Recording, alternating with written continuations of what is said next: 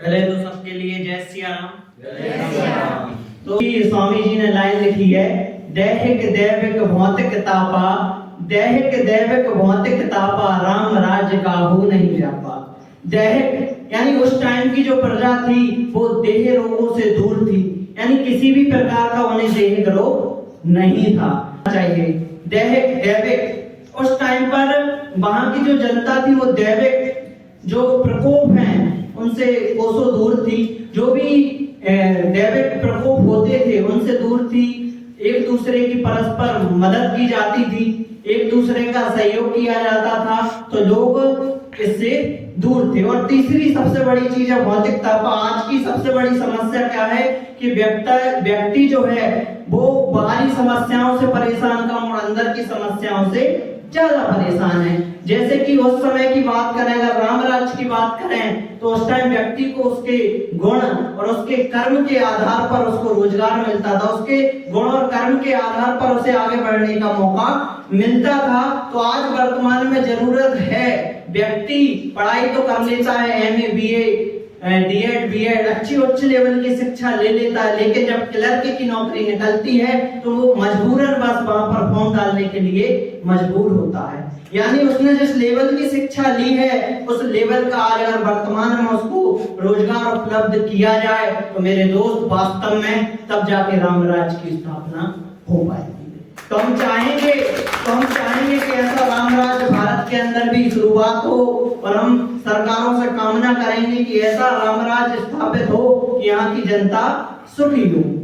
एक बात लिखी हुई है कि जिस राजा के शासन में अगर वहां की प्रजा दुखी है, अगर वहां की प्रजा दुखी है तो वो राजा नर्क का भोगी यानी नर्क के लायक है, उसे नर्क में जगह मिलना चाहिए। लेकिन आज की जो परिस्थिति है तो कहीं ना कहीं कभी युवा रोड पर आ जाते हैं, तो कभी किसान रोड पर आ जाते हैं, तो कहीं ना कहीं समस्याएं हैं। तो ऐसी नीतियां तैयार हो, ऐसा राम राज्य तैयार हो कि भारत की प्रत्येक जो वर्ण है, प्रत्येक जो लोग यहाँ पर रहते हैं, सबके लिए समान दर्जा दिया।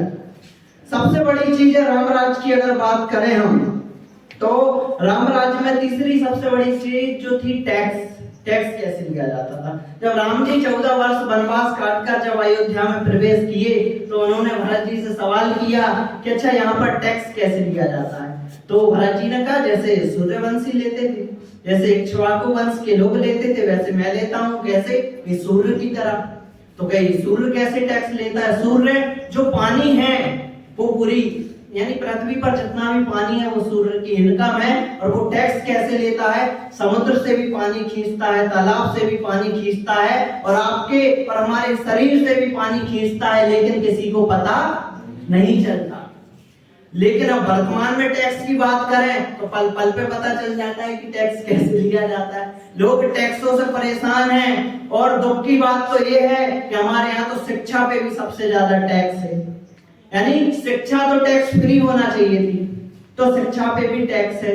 और टैक्स सूरज जो लेता था, पानी को जो लेता था, तो वो अपने पास नहीं रखता था, उससे बादलों का निर्माण होता था, और जहां पर आवश्यकता होती थी वहां पर मेघ बरसा दिया जाता।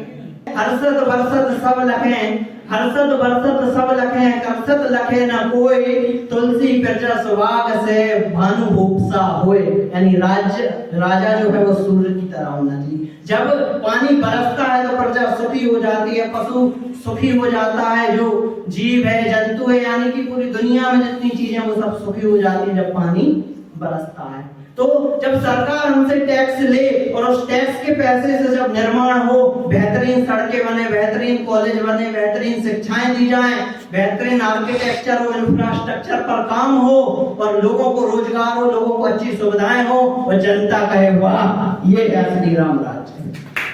चौथी सबसे बड़ी चीज उस टाइम की जो शिक्षाएं थी, गुरुकुल में शिक्षाएं दी जाती थी, सामाजिक वातावरण से दूर शिक्षा दी जाती थी, और जब वो शिक्षा प्राप्त करके अपने यहाँ लौटते थे तो वो ज्ञानी बनकर लौटते थे और समाज में बेहतरीन तरीके से काम करते थे। तो मानव रूप में आकर मानव कि मैं मानव रूप में आकर मानव तुझको है पाठ पढ़ाता हूँ, संघर्ष मानव जीवन में तुझको है मैं सिखलाता हूँ। ना देव सहाय होंगे तेरे, ना देव सहाय होंगे तेरे, ना ही होगा कोई चमत्कार, ना हस्तक्षेप करूंगा मैं भी स्वयं सुनकर तेरी पुकार। तो सुन ले वो मानव जाति तू, कि सुन ले वो मानव जाति तू अपना धनुष उठाना, पौरुष के तीर चलाना तू, और राम की रामायण पढ़कर तू भी राम हो जाना।